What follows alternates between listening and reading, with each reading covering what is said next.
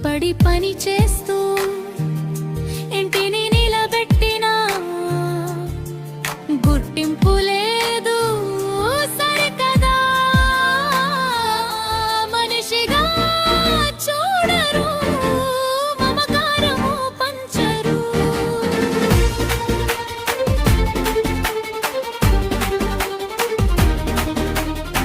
బయట పనులకు వెళుతూ కుటుంబాన్ని పోషిస్తూ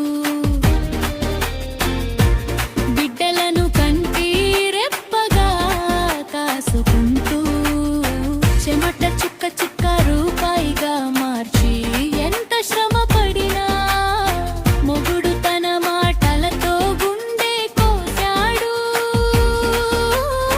పనికి మాలిన దానివి అంటూ అవమానిస్తున్నాడు.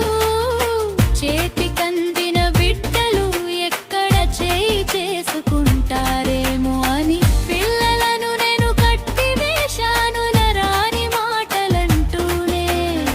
చివరకు నన్ను దండిస్తున్నాడు. ఇదే నా త్యాగానికి ఫలము.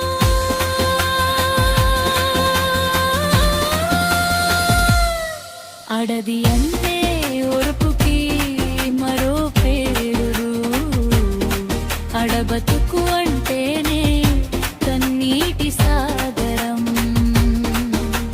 ఎంత చేసినా గుర్తింపు లేదు కదా.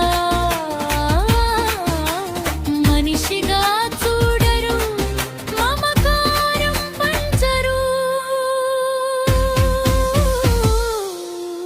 రాత్రికి రాగానే మద్యంతో మైకంలో మునిగేవాడు నావాడు.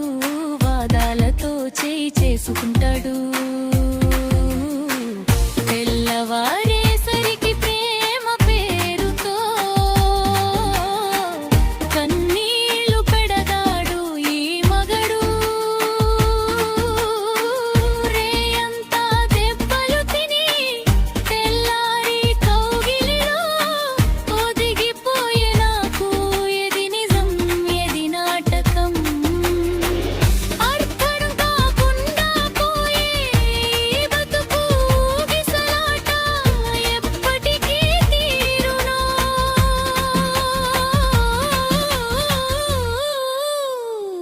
ఎదరికి చేరును చెబుతావా దేవా.